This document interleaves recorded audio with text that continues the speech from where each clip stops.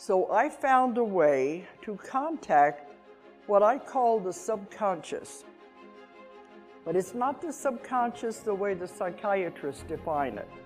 The part I work with that I call the subconscious, you may want to define it as the oversoul, the higher self, the higher consciousness.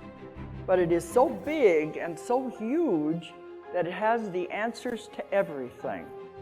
Why not work with that part? Because it is so powerful. I call it the subconscious. They said they don't care. They said, we'll work with you no matter what you call us. But I call it that part. I found a way where we could heal instantly anything, absolutely anything, any disease, any illness, everything. I have them coming with every illness you could possibly think of. I see miracles every day in my office. And they wanted me to teach this method so everybody would know the importance of how you use your mind. You have no idea how important, how powerful your mind is. You are a great and powerful creature. You should never ever be sick. No aches, no pains, nothing. Because the body is a miraculous machine that's been created and perfected to take care of itself and heal itself if we don't interfere. So that's what I'm trying to show people. If you have an illness or something, you have done it yourself. You make yourself sick. You find your passion. You find what you're really supposed to do, what you're here for. You don't get sick and you don't age because you're doing what you're supposed to be doing and you're happy doing it. Get caught up in a life, we do things we shouldn't. Then when you're on the spirit side, after you have died, you go over your life and you say, oh, I shouldn't have done that. Is there a wrong or right though?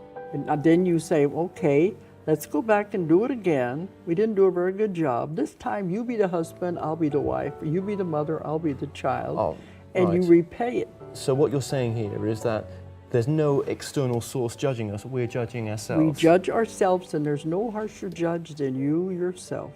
Everyone, when they comes into a life, is never alone. They have a guardian angel that's assigned to them when they come into the life. They have to be with you your entire life.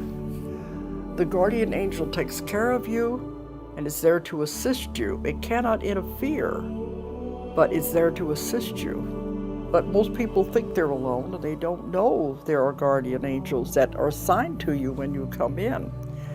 And they can't interfere. So they said, if you don't ask us for assistance, we don't have anyone to assist. So they like it if you can talk to them and tell them what you want, and they will take it and they will run with it. They will do miracles if they know what it is you want. That it actually is the beginning of the new earth, that we are moving into a whole new thing. And if they're saying it's the end of the world, it's the end of the world as we know it. The negativity, all of that is changing. We're going into a beautiful new earth. So it's actually the end of one thing and the beginning of something else that is glorious. And that's what we're headed into. So if there's any kind of a shift, that's what's happening.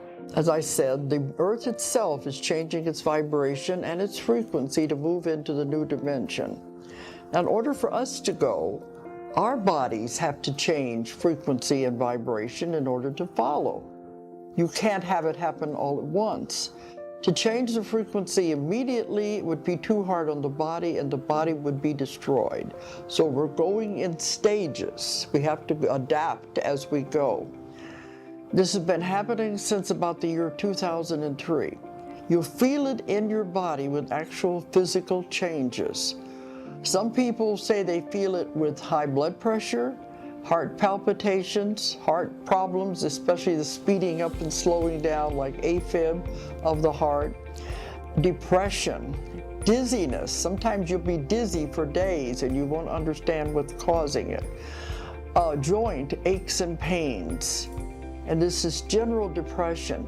These are the way the body is adjusting because everything has to adjust on a cellular level. It'll go on for a few days. You'll be uncomfortable. Then it'll level out. And maybe you'll go a month or two, then it'll come back again, the same feelings as you adjust. And then we usually take them back to a past life, because sometimes your answers will be found in another lifetime. But if not, it doesn't matter, because this power that I work with will still give them all the answers they need. So they tap into this, what's called a superconscious level or higher self. You bring them to that state of awareness. And then we're able to take them to the past life. And then I work after that with this great force. It's the greatest force in the universe. That's in them. It's in everybody. Right. Well, I don't think people realize it. So you're accessing through this deep level of hypnosis their over mind, their Over soul, the higher self. Okay. I've found you are never alone. This is one of the greatest fears people have. They think when they die they're going to be alone, going into the great unknown. That's not what happens. You are never alone. You're never alone when you're alive either, but you don't realize that. Because when you come into a lifetime, you have a guardian angel, if you want to call it that, a guardian angel or a guide that is assigned to you specifically. They have to be with you your entire lifetime. They have to take care of you. They have to be there for you. And they love to help you, but they can't interfere. They can only help if you ask for help. And if you do, boy, do they take over. But sometimes it can be a deceased relative that is assigned to you to be your guardian angel. But you do have one.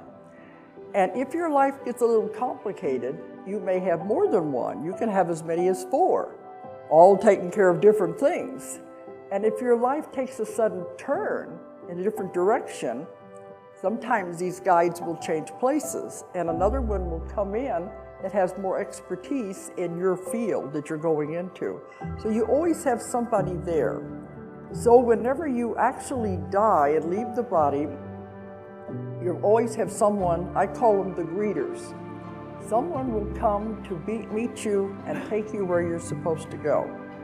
Now, all of you have probably been with somebody dying in a hospital, and they see unseen people around the bed. Have you ever had that happen?